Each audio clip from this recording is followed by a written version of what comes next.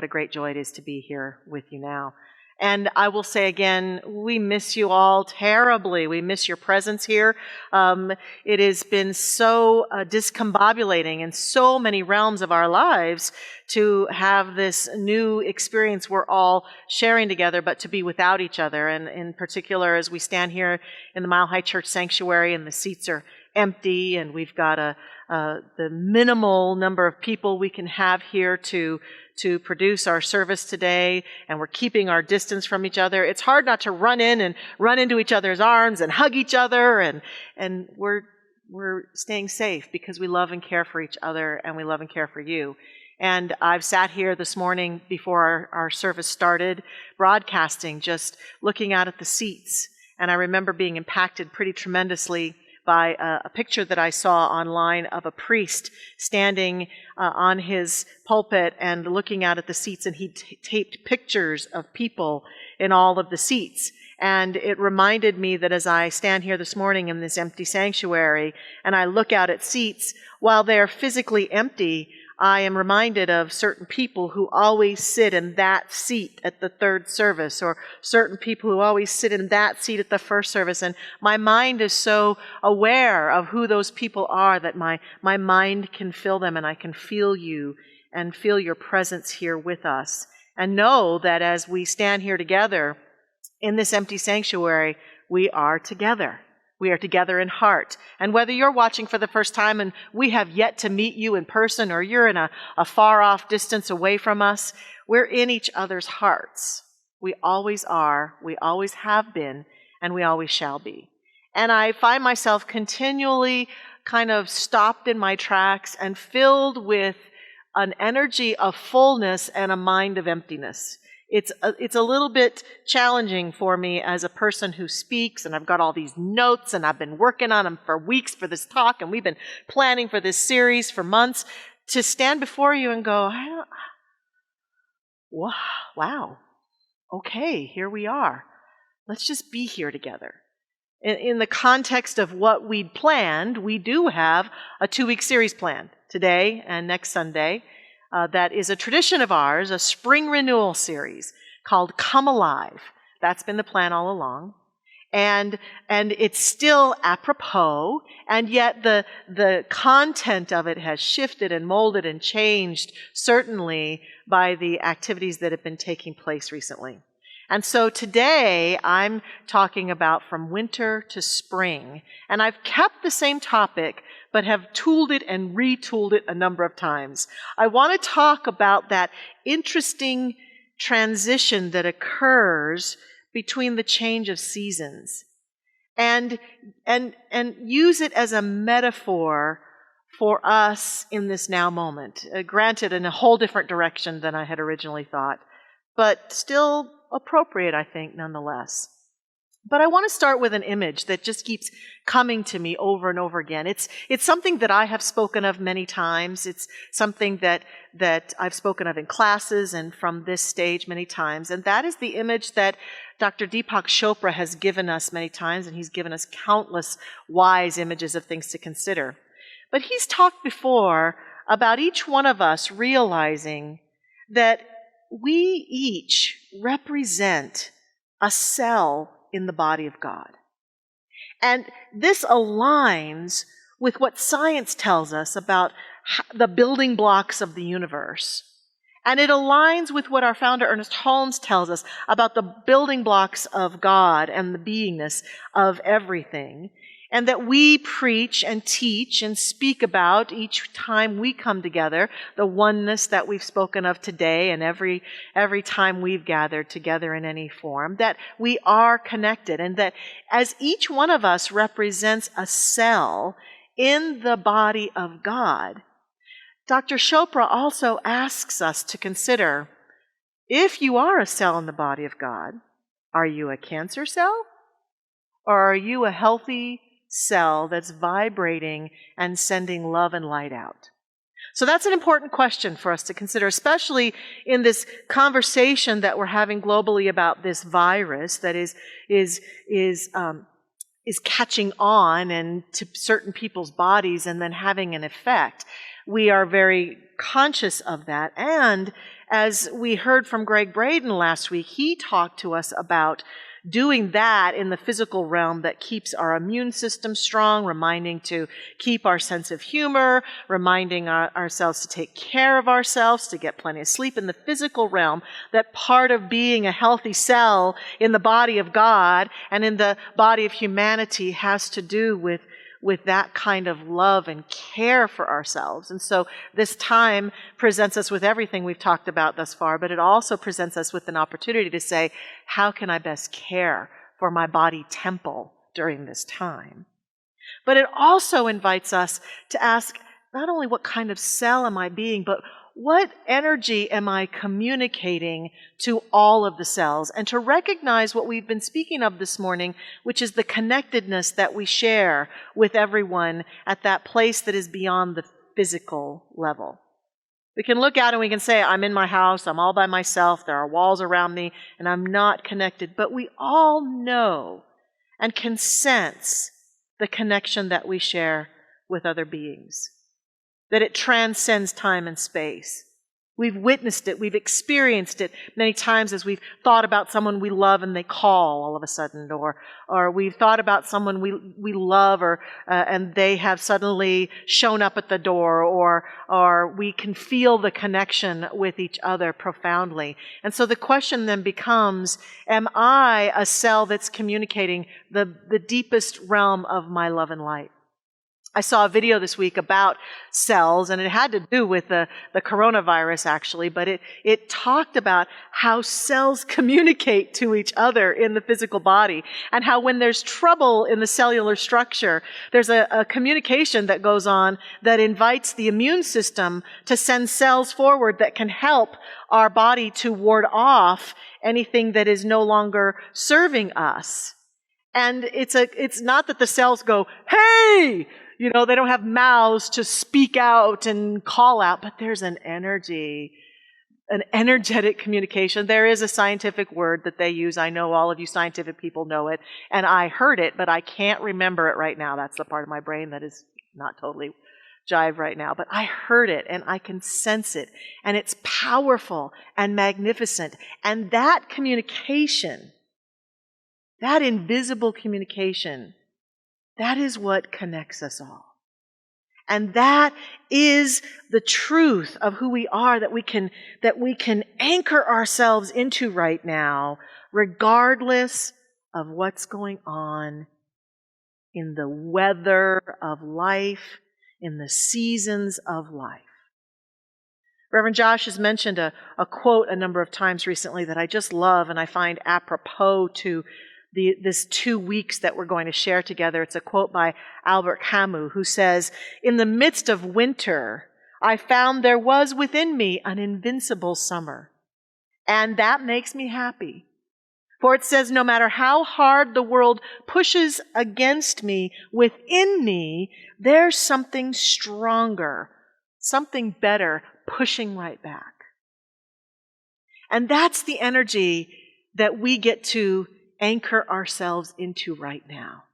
And that has to do with this changing weather that's going on around us, about the world of effects, all the while each one of us maintaining in our own bubble of beingness a calm, sunny, beautiful, light-filled, serene sense of connectedness. And I wish that for myself and for all beings, no matter what's going on out there. That's the metaphor for the seasons. When winter turns to spring, yes, in the world of form, we have to make new choices and do new things. But no matter what is happening with the change of seasons, there are ways that we can stay connected and centered and grounded that serve us no matter what season we're in. And we are in a very strange season as far as humanity is concerned, as far as our planetary experience is concerned. We are in, as Dr. Berry said, a season we've never experienced before. And yet, there's still this opportunity that we here in this spiritual community will call one another back to time and time again to stay in that sense of attunement regardless of the weather, regardless of the seasons. That's my invitation today. To look around and recognize that when winter does change to spring, it can be off-putting. And I know that I've lived in a number of states in my lifetime. I've lived here in Colorado most of the time, 4 seasons, really clearly. And then I moved to California, 1 season pretty much all the time. Maybe a little rain here and there, but mostly sunny and nice outside. And then I was in Arizona, where it was like, the surface of the sun and then beautiful. And people would ask me, where do you prefer to live? And I realized that I don't have a preference about where I live that has anything to do with the seasons or the weather. I would say a few times when I was in Arizona, well, I don't really miss the snow at all. But what I began to see with that question is that I prefer to live where I'm happy and feel connected. And as far as I'm concerned, that could be any place on the earth. And in terms of the seasons of life, I prefer to live in a world where we can all be together and everyone is healthy and people are provided for and can easily get food and services and do their job and make money and be in abundance. That's my preferred world, and I will stand with all of my beloved human brothers and sisters and beings all over this planet. I will stand in prayer and I will stand in love and light, no matter what the weather of their current life looks like, no matter what the season that they're in looks like. At any point, I will stand in that place and be a cell in the body of God that is a cell of love and a cell of encouragement and a cell of light. And I will be that for myself and my loved ones, and I will transmit that to the best of my ability by noticing when I get off track, when I'm tempted to think, well, this season of life means that it's all over. This season of life means I'm done for. This season of life means that I can't thrive. And realize that if I'm believing that and feeling that while that moment of human discouragement may have its take on me and I can be with it, that I can also use the connections that I have with other beings, the connection that I have within myself, to help myself be with that, acknowledge that, as Marianne said, not try to push that down or go to the happy, happy, happy place, but to let myself acknowledge that awareness that I'm having of that sense of discouragement and that sense of frustration is my opportunity to breathe through it and be in it and see it fully and do my best to transmute it and move through it, not move past it, but move through it to a place where I can then find that more centered version of myself. For me, the place where this teaching resonates the most is that I seek to live a life that is so secure in God that it's not that my life then has this perfect experience all the time and everything that happens to me is always good, because I don't know that is part of the human experience. But there's something more important than having everything always go perfectly that I seek. And that is the knowingness of the divine within me so profoundly that no matter who shows up, no matter what shows up, no matter how it looks, I stay connected to my deepest wisdom, to the deepest truth within me, and can walk through the challenges and the weather of life and every season of my life that shows up. I can walk through it knowing that I always have this changeless energy within me, because the seasons will change, won't they? The seasons of our earth will change. The seasons of our life will change. The seasons of our collective experience, they're changing daily.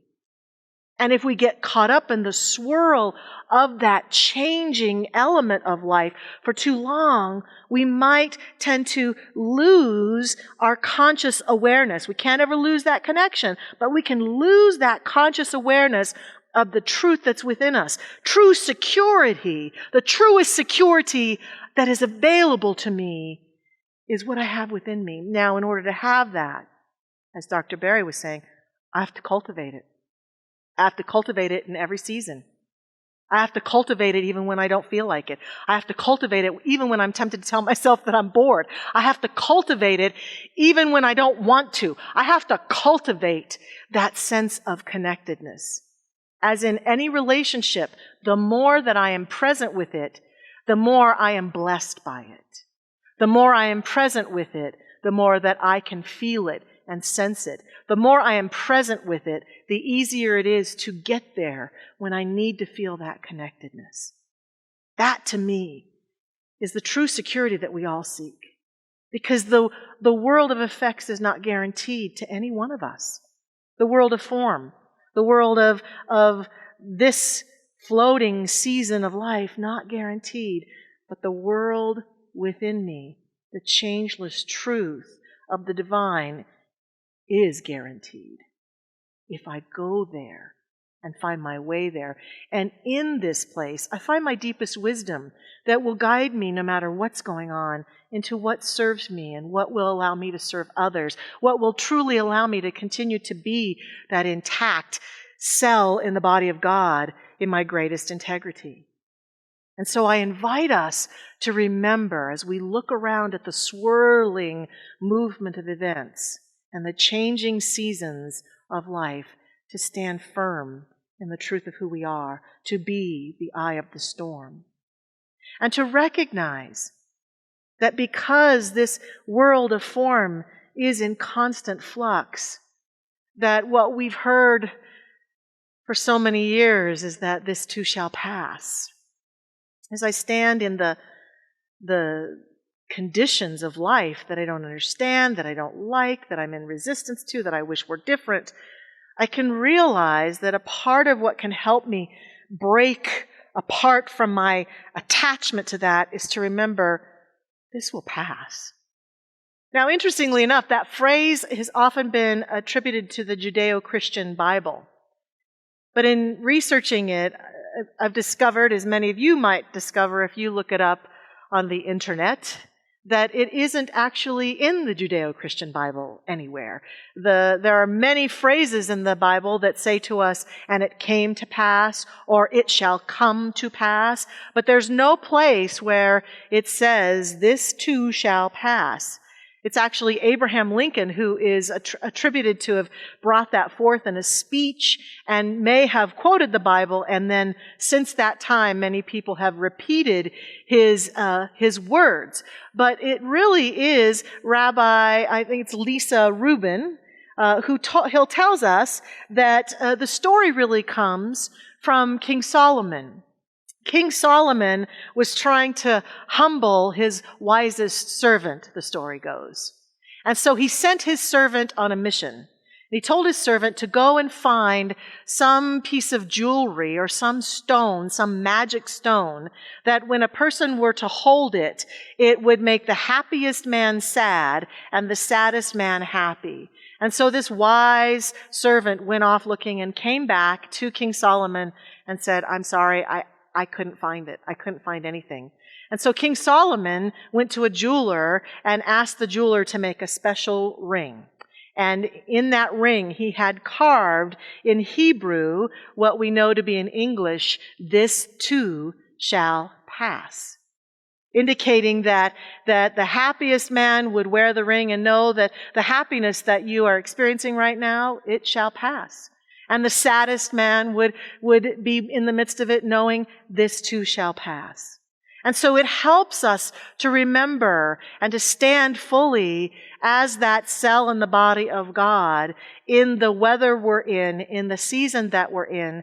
We know, especially those of us who live in places where there are 4 seasons, that the seasons shall change, that things shall change. And as we were talking about earlier, that changeless energy that we are bringing forth can support us as the passing occurs, as things do change, and they may not go back to normal.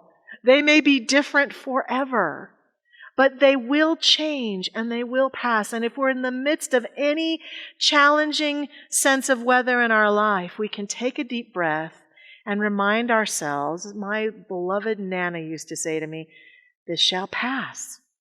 I was thinking about my grandparents recently and remembering how my mother and my grandmother used to talk about when my grandfather went away for the war. He was gone for 2 years straight. They got letters from him, but he was gone from his family for 2 years off fighting. And so when I remember that story, I stand in the midst of, okay, I may have to stay at home and not see you all for a number of weeks. And I feel the angst of that. And I think about my grandfather in the war away from his family for 2 whole years and think, okay, this too shall pass. I can get through this. I can do this. And I'll stay connected to the best of my ability to people and to myself and to my life and to the love and to the wholeness. And I'll stay connected to the beauty of nature and look out, and I will plant those seeds that Dr. Barry urged us to plant. And I will do that work because I know that this will pass. And when it does, my beloved friends, it could be a whole new season for humanity. And I'm going to be a stand for that with us. A stand for a whole new season.